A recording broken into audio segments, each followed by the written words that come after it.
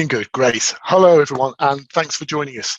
So, my name's Jeremy Thomas, and I'm one of the sales account managers here at Verisk. And good morning, everybody. Yes, nice to meet you all virtually. My name's James Robinson. I'm also a sales account manager here for Verisk. So today we're both going to be taking you through the various products available within the Digimap portal, and over the next 15-20 minutes or so we'll run through a summary of the products, the product features, and also some use cases. Vivian is then going to run through a quick demo of the various data on through Rome on the Digimap platform, and James and I will be sticking around to answer any questions you may have afterwards. Great, thanks very much, Jeremy. So before we get into our current offerings and what you guys have got available to you, I just thought we'd touch on kind of how we got to this point. So way back in 1998, our company formed, starting out as the Geo Information Group, and we were primarily capturing and providing aerial imagery. Now, back then, aerial imagery wasn't as readily available as it is now. You know, we can access aerial imagery on our phones, which was the stuff of a madman's dreams back in 1998. So we were somewhat trailblazers at the time, and we were very successful in our endeavours. So much so that large parts of the imagery used in the satellite view in Google Maps was provided by the Geo Information Group, now Verisk. And as you can see, if you look in Google Maps, you can see the Geo Information Group copyrights on some of the imagery. Now, we quickly discovered that the data we could glean from those images was actually a lot more valuable than the imagery itself. So we began to interpret those images to create useful spatial databases. And in 2016, Verisk came to us for some data to drive their insurance products, and realized that we were actually onto something quite special, and snapped us up as an organization. But who is Verisk? Verisk is not really a household name, certainly in the UK, but we're actually an enormous organization. So we were founded in 1971, and whilst we're not an insurer ourselves, we provide applications to help the insurance industry. So we're an insurance services provider. We are listed on the NASDAQ stock exchange, and last year we generated $3 billion in revenue. We employ over 9,000 people in over 30 locations around the world. So as you can see, we are a truly global enterprise. So who do we help? Who are our customers? As you can see here, these are just a few of the clients who take our data. And as you can see, it covers a wide variety of industries. So you can see that we help some of the country's biggest organizations with our data. So from insurance companies to governmental institutions, our data can add value across many industries. So what exactly do we provide for these companies? So I'm going to pass back over to Jeremy now, who's going to go through our specific products. Thanks, James. So first up, we have a product called UKBuildings. Now, UKBuildings covers Great Britain and Belfast. And basically, if you want to know something about the character, age, or height of a building, be it residential or commercial, this is your best starting point. So this image on the right shows just buildings on a map. There's no background mapping there, and you can see from it how the density of buildings changes across the country, and then you can also see how buildings hug the coastline in a lot of places apart from the very north of Scotland. Next up, we have our product UKLand. Now, UKLand is our land use database, and it covers Great Britain and Northern Ireland. It's perfect for small scale analysis, maybe for determining the percentage of woodland in a county, or if you wanted to compare two areas based on the amount of industry within them, say Shropshire or Kent, for example. Is one area more urban than another? It's particularly good on the urban stuff. It's particularly useful for making comparisons of larger areas for urban classification. And finally, we've got a product called UKMap. Now, UKMap is our detailed mapping of the London area right out to the M25, and it's So it's not just buildings, it's not just land, it's the detailed topography of London with land use and land cover. So we capture all sorts of detail, but this includes things like what's happening on upper floors. So if you've got retail on the bottom, is it residential above? Is it residential on the third floor? We capture that. We can identify types of retail outlet. Is it a Costa Coffee? Is it a View Cinema? And the names of those outlets as well. But so now what we're going to do is go into a little bit more detail about each data set and how you can make use of it. James. Thanks, Jeremy. Yes. So let's talk about that first product that Jeremy mentioned there, which is UK Buildings, which is our primary product that we provide. So the first attribute that's available for you guys in Digimap is age. Now, knowing the age of a building is helpful in myriad different situations. So whether it's a utility company that's establishing the services that are or can be connected to a building, or a construction company that's assessing, if a building needs to be retrofitted with some energy saving measures, or indeed an insurance company evaluating the cost to insure a building, age is a crucial attribute to have at hand. So it's also a difficult attribute of a building to attain, one that's unique to Verisk data. And the only real way that you can capture that is by visually looking at the building, which is where our aerial photography came into its own. So the second attribute available for you guys, excuse me, from UK Buildings, available to you guys in Digimap is height. So height of a building is also very useful attributes to know for a lot of different organisations. We have a number of telecoms providers that have used this data set to help them with the rollout of 3, 4 and 5G iterations of their mobile phone networks. The knowledge of the height of buildings, especially in an urban landscape, helps them determine the best line of sight when finding the optimal position for a mast. Excuse me. So Arab have also used both building age and height model to model the depths of the foundations when planning the tunnel depths for the prospective Crossrail 2 project. Now, the assumption there is being that the taller a building is, the deeper its foundations will go. Also, the age and the use of the building will have a bearing on the depth and type of foundation, which is clearly vital information when planning a new underground rail network. So what about a building usage? Again, it's a very useful attribute to attain. So after the Grenfell fire, there was a scramble to better understand the landscape as it pertained to tall residential buildings. Government legislation came in that affected residential properties that were over 18 metres in height. Now, our database could provide that information very quickly. Joining data from other sources to do this would have been very difficult and a huge effort and cost to the organisations that needed the future planning after Grenfell. Now, defining residential buildings over 80 metres high is actually surprisingly difficult to do. There are lots and lots of factors to consider. Do you consider items on top of the building when looking at heights, such as masts or aerials? What is classified as a residential building? Take the Shard, for example. Now we can confidently say that that's over 18 metres, but does that count as residential? There are flats and restaurants and bars and offices in there. So how do you classify a building as a residential? And we supplied our data to London Fire and the Greater London Authority immediately after the fire, which helped greatly with this analysis. Jeremy. Thanks, James. Yeah, so that covers the extent of the UK buildings data that's available through Digimap, but it's worth pointing out that we have a lot more attributes available too, but sadly not through Digimap. So commercially available, we have, for example, building materials, breakdown of building elements, number of floors, presence or otherwise of a basement. We've also added a distance to water attribute to assist in flood risk projects too.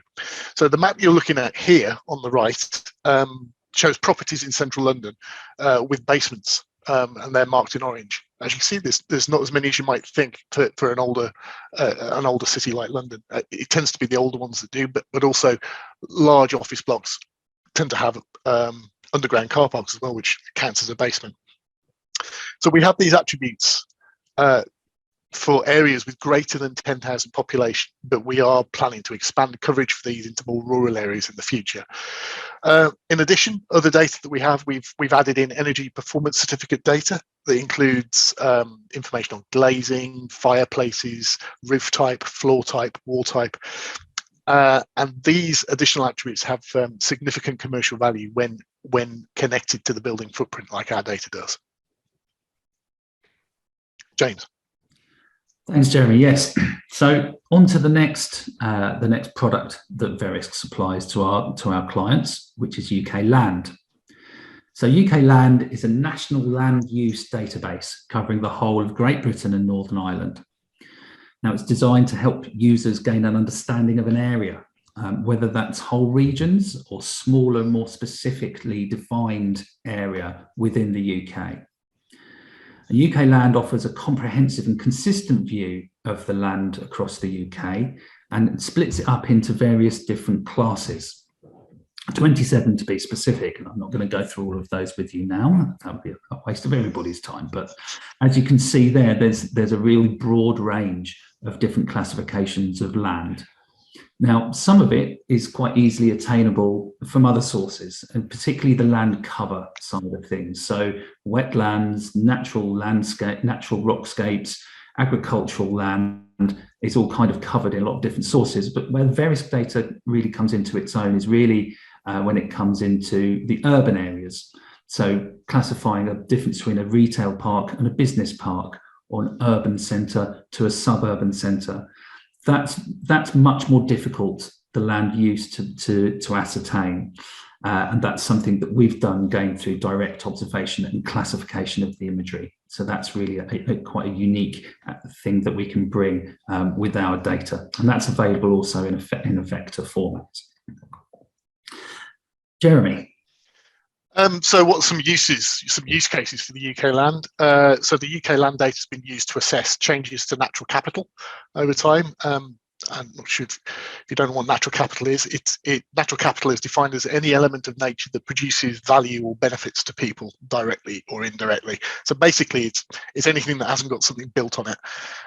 So natural capital calculations are vital for assessing carbon reduction efforts and looking at encroachment of wildlife habitats. UKLand is great for looking at a wider scale, looking at that, looking at those kinds of issues. Site assessment. So UKLand is perfect for looking at the character of a wider area, particularly, for example, in the context of a telecoms rollout. So OpenReach have used the data to look for business parks that were appropriate for fibre rollout. And it's also been used in Scotland for identifying areas of urban density for planning the rollout of fast broadband as well.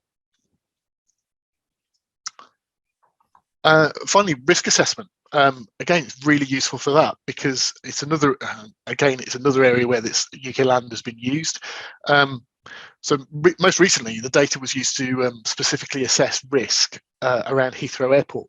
So analysis of the data showed that about 15% of the land usage within 30 kilometres of Heathrow Airport is actually water. There's a lot of large reservoirs in that part of West London. And knowing this is actually vital for emergency services who may need, they might need to make contingency, for instance, that occur over water, whereas they might not have had that before. James. Thanks, Jeremy. So yes, so the last of our three products is UKMap. So UKMap is specifically helpful for you guys if you're conducting any projects in and around London, as it is in effect, it's a seamless database of vector polygons characterizing the surface topography of London. So at its simplest level, which is land cover, as you can see by our standard colouring here, that's classification that defines buildings, man-made services, vegetation, water, woodland, all within the capital. But we've actually gone a little bit further than that, and we've actually captured the use of buildings within London. So whether they're retail use, whether they're a mixture of residential and retail. We've actually captured some of the retail names as well within the capital, although that's obviously quite an ever-changing beast. And we've also captured those retail properties that has residential properties above the actual retail space as well. So all in all, a very detailed, high-resolution analysis of London in a topographical way. Jeremy, use cases. So how do you use UKMap? So good example, Transport for London asked us to use UKMap to analyse pavement widths across the city.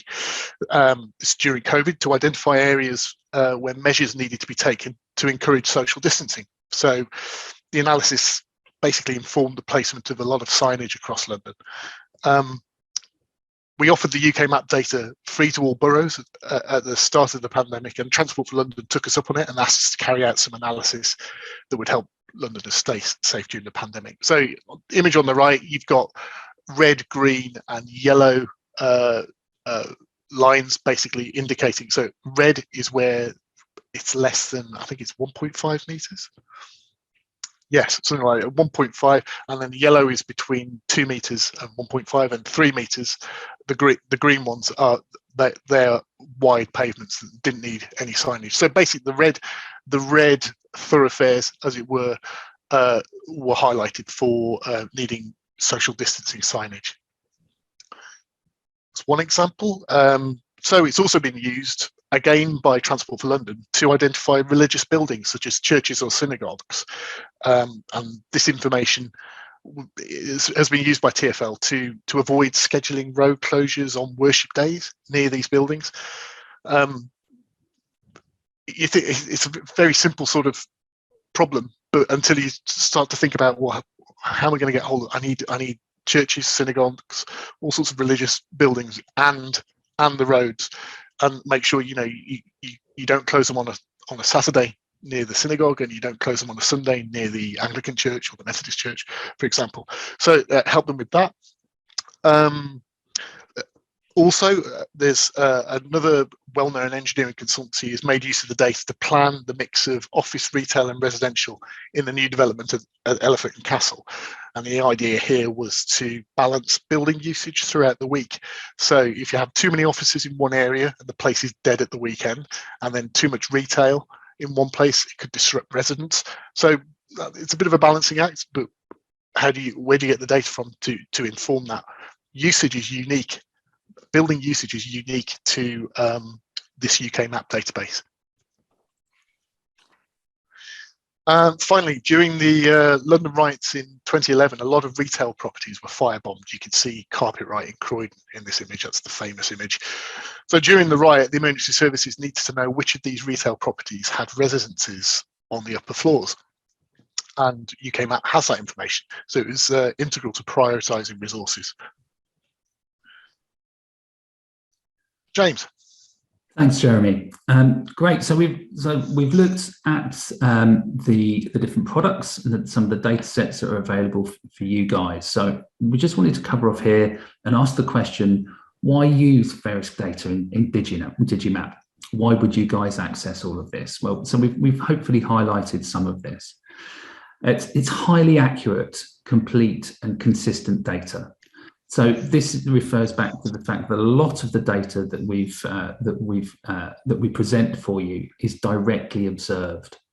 So what we mean by that is we trained a team of photo interpreters to identify buildings of a similar age, construction types, and put them to work interpreting both vertical and oblique aerial imagery. So you've got really highly accurate, consistent data for any of the projects that you feel that that's going to help you with. And as you've seen, some of the world's leading organizations and enterprises are using that very same data in mission critical operations and underpinning huge amounts of value to that data, and indeed investing a huge amount of money in accessing and using that data. So if it's good enough for those guys, it's good enough for you as well, to know that you're really using kind of the most up-to-date and consistent data that's available to you. And then a really important thing here is that it's free for you guys to use. Your universities have already pre-licensed the access to Digimap, so there isn't that financial barrier in front of you to access this data for you. And lastly, there's unique data sets. A lot of the information that's within our data can only be derived through us for the reasons previously mentioned with regards to the directly observed data and our methodology in obtaining the data for you. Jeremy. Okay. So how can we help you? What sort of projects are you working on? Where do you see this data fitting into that project?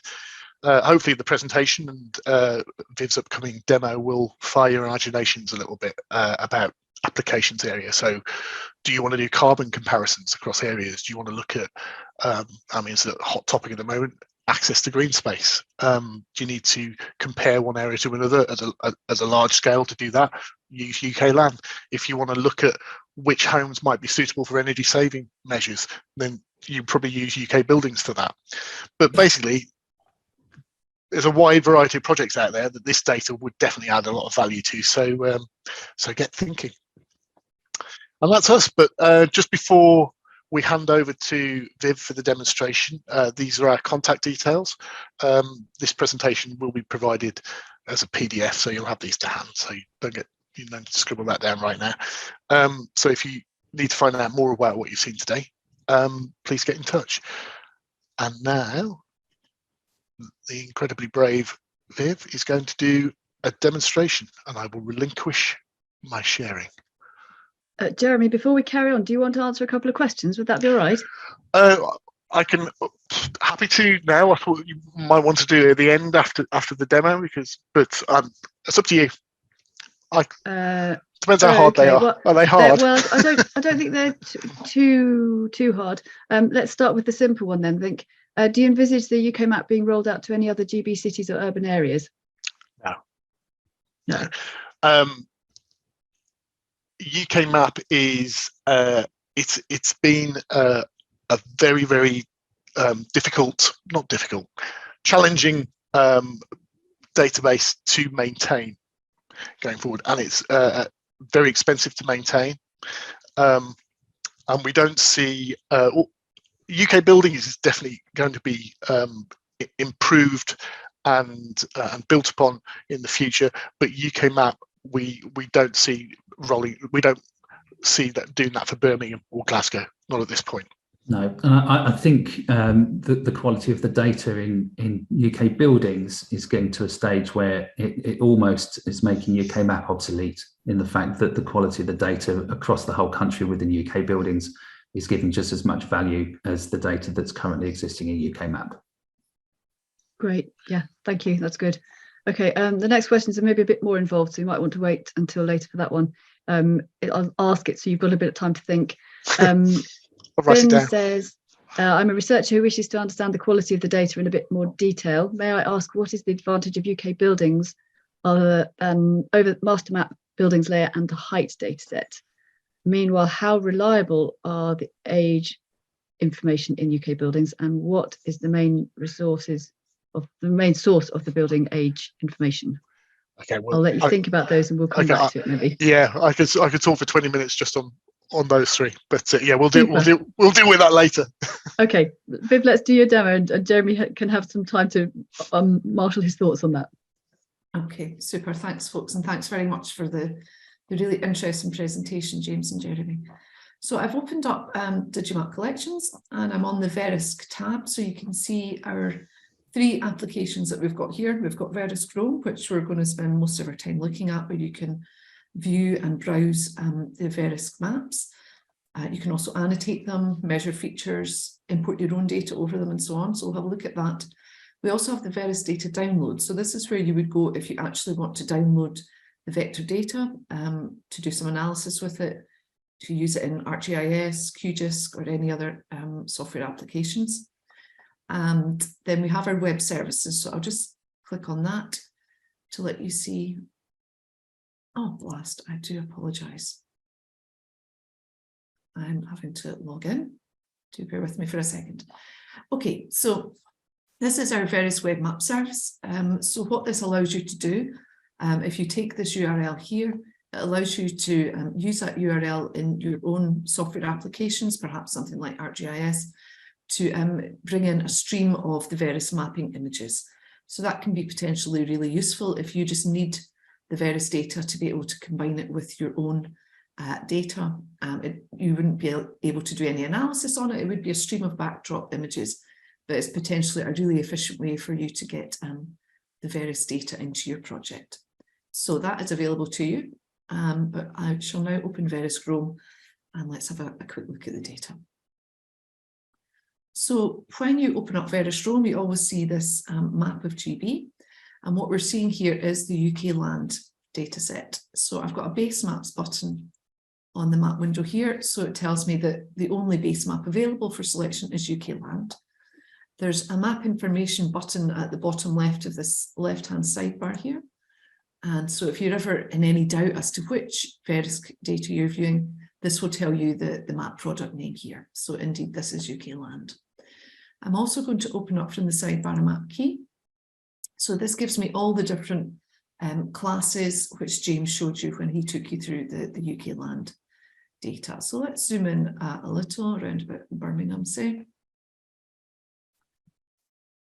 And next I'm going to show you how you can, we have a get feature information tool which you can use.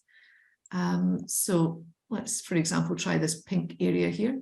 On the top toolbar, we've got a little information button. So if you just select that and then select the polygon of your choice, it tells me the information, the attribute information here. So this is Open or Heath and Moorland.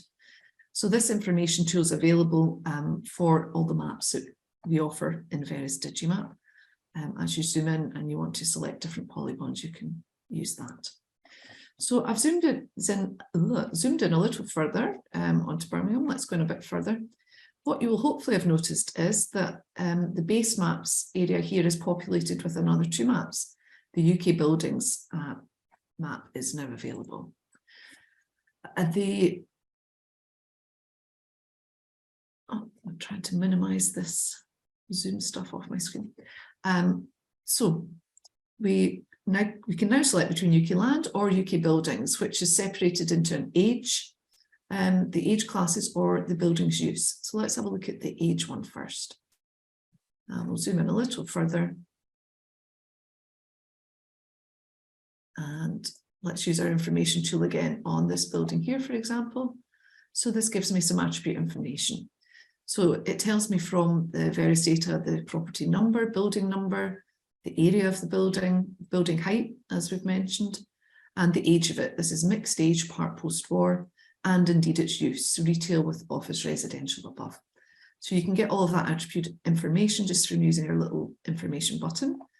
We've still got our key visible on the left here, which tells us all the different age classes which are classed in the data. I'll turn on the use now. And again, my key changes. And again, I can always use the information tool to tell me that this is an office only use building. Another potentially useful feature is our little two up button here. So that's on the top toolbar, and that allows me to compare two different base maps at the same scale. So I can use that at this scale to compare UK Buildings age and use. Now, there's lots of other tools available in Roam.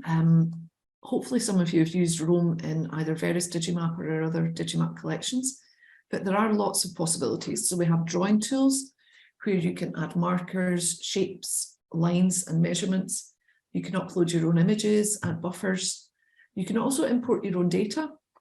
So do remember that you don't necessarily, if you're not skilled in GIS and you just need to visualize your data, that's an option, that you can bring in shape files, simple spreadsheets with columns of labels and geographic references. You can download some data from Google Earth. There's all sorts of things you can download and view with our maps within Digimap.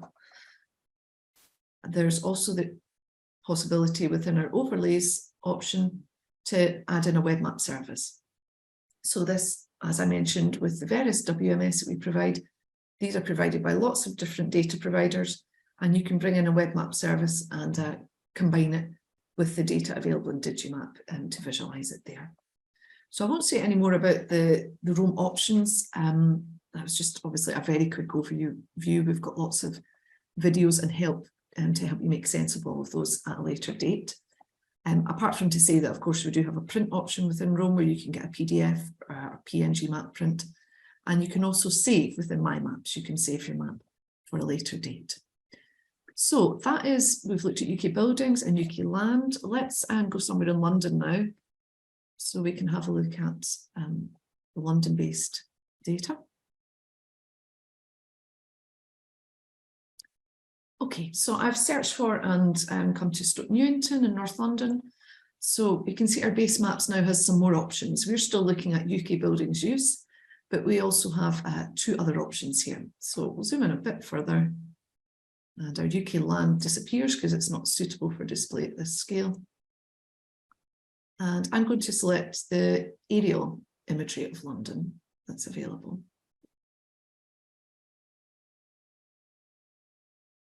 And I'll just zoom in on this reservoir so you can get an idea of the quality of that aerial imagery that's provided by Verisk. This one called Base London, this is actually UKMap. So I'll zoom out a couple of times just to let you see the really excellent detail, the building outlines that are provided there. Now, if I'm going to try and get feature information tool on this building here, I'm not sure why nothing's coming up there, not to worry. And I just wanted to show you finally that in our overlays, we have separated out the tree canopy provided by Verisk. So I'm not quite sure how this data is captured, but perhaps that's something that Jeremy and James could touch upon when they're talking about the UK Buildings information. But there is this lovely tree canopy available of London, which you can overlay onto the maps. Now, that's all I've got to show you in Roam. One last thing, I'll very quickly show you the data download process. I think we've got a couple of minutes for me to do that. There's a little cloud icon on the top toolbar here. So if I select that, it says use this area in data download. So if I select that, it's going to open up the data download application in a new tab. And this orange area is the area that I was viewing in Verisk Roam. So what that has done, it's highlighted this area, and that is essentially the first step of ordering data to download, is to select your area of interest. This top part of the application here gives you a range of ways in which you can define an area. The simplest way is just to draw a rectangle. So it's done that for me. There's the area that I want data for. And the next step would be to select which products that I want. So I could say, okay, I want UK Buildings, I want UKLand, and I'll also have the aerial imagery and the UK map. And then I simply just add them to basket, and my basket appears. So there are some options here. So for UK Buildings, for all of them, in fact, you can select which version. We've stored the historic versions of these, so you can select which one you want, whether it's 2020, 21, 22, etc. And then there are format options. So for UK Buildings, there are 3 format options, all vector formats available there. UKLand, I think there's just 2. The format you choose will depend on your software that you want to use it in. So once I've made all my selections, I would simply request download, and then I will be sent a link to my data, hopefully pretty quickly if you haven't selected too big an area. I think our vast majority of our requests are fulfilled within 2 hours. So that is all I've got to show you. Hopefully that was helpful, and I shall stop sharing now and revert for questions. Super, thanks, Viv. That was great. We have a couple more questions. Jeremy, do you want to answer the one about the master map and the height data versus UK Buildings? Sure. Yeah, Shall I read the question again? Yes. And while you do that, I will share my screen because I've got a little bit more detail that I think it's probably worth. Okay. If you don't mind, Viv, I'm just going to. That'd be great. I'm just going to jump in. Oh, of course. So the question is, may I ask, what is the advantage of UK buildings other than master map, building layer and height dataset? Meanwhile, how reliable is the age information in the UK buildings, and what is the main resource of the building age information?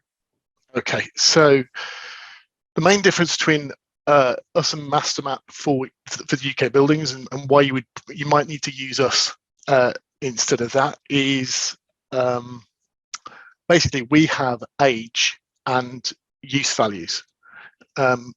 So we've got age value here. You can see on the left. Hopefully everyone can see that. Yep. You can see the different age bands. Now, going forward, post 2000, we will actually have whether the building was 2001, 2002. We've got individual years that will be coming soon. But we've got these well-defined age bands that they have year values associated with them. So you wouldn't get that in MasterMap. And the use values. Now, with MasterMap, you would get a building footprint, a very accurate building footprint, possibly more accurate than UK buildings, but it doesn't have. It doesn't say whether it's an office. It doesn't say whether it's a petrol station. It doesn't say whether it's storage or warehousing with a linked office block, or whether it's transport. So those usage values are again, that would be another reason you'd want to use the UK buildings data. Commercially as well, out in the world, when you're using this for commercial projects, there's a cost associated with it, and the cost associated with UK buildings is far less than the cost associated with OS MasterMap. I don't know if you're probably not aware yet, but when you get out there, MasterMap can be phenomenally expensive for areas. And finally, you asked about the reliability of the age information. It's very reliable. It's being improved on all the time. And as I said, we going forward, post 2000 built post 2000 will actually capture whether it was built in 2015, 2014, 2013, etc. So I hope that answers your question. Yeah. One tiny addition to that, Jeremy. If you wanted to add something, James, yeah. Sorry, yes, sorry. just to add very briefly, just with regard to that question there from Ben, with regards to what are the main resources of the building age information. Well, that actually refers back to what I mentioned in the presentation, where we actually employed teams of people who are trained to visually identify the age within those age brackets that you can see that Vivian kind of demonstrated in the demo there. So that is actually literally, there's no machine learning, there's no kind of running of analysis, digital analysis. That is people who know what they're talking about and sitting down in front of the screen and looking at an object and deciding with a human brain, not without any kind of influence or anything along those lines. The best and most nuanced way of ascertaining anything is by utilizing that magic computer that's in between our ears. So that's what's happened with the age classifications with the buildings there. So that's how we know that it's going to be as accurate as it can possibly get. Yeah, thanks, James. That's a great addition. We have another question, please, referring to what I think is the commercially available data you talked about with the extra attributes. Is there access available for academics research for that commercial data? There is, but it costs. All right, there's been an enormous it's available for very, very wealthy academics. Yeah, there's been a huge amount of effort, and in order to create those additional attributes, and we are a business and we need to make money. So yeah, those additional attributes aren't available for. They are available, and if you're looking at a small area, we can do it. All you can do is ask us about the area, and we can provide a price. But generally it's sort of out of reach for the average student, I'm afraid. So Yeah. it's available, but it comes at the market rate. At a cost, yes. Yes. Okay, that's always useful to know. Yeah, just to add to that, there's it's incredibly valuable, as hopefully we've demonstrated to a certain extent in the presentation. The kind of organisations that use this data, the figures commercially that are riding on the value of that data are enormous. for an insurance company to know the age of a building, every building in a city, for example. The kind of benefits from that data, from that knowledge, can underpin huge projects in the millions and millions of dollars. So there is that kind of that classic return on investment model behind the pricing of our data. So that's what kind of puts it slightly out of reach of the average student. Yeah, great, thank you. I think we have time for one last question. Do you have household specific socioeconomic data? And if yes, is it possible to have access for academic research? Yeah, I don't believe we have that covered at all. So it is purely based on the buildings as opposed to the occupants in our data set. There'd be an enormous data privacy issue there as well.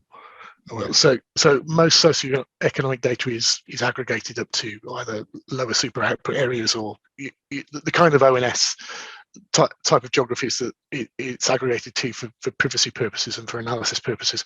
So yeah, we don't have socioeconomics. It's a bit of a side point, but one I did want to make, kind of going back to Binchi's question. If you wanted to use OS master map data for the geometry and use the UK building attributes, all the data comes with TOIDs, so you can do that linking yourself. Just and link, TOIDs are available for doing that. Great. So sorry, I jumped around. It's something I just remembered as James was answering the other question. It's definitely worth mentioning. Yes, linking the stuff on the TOIDs is very useful. We've certainly seen people do that before. It's been very helpful. Yeah, it's good. Okay, Viv, I think that's all of us. That's us done on the questions, unless anybody has any last minute ones to add.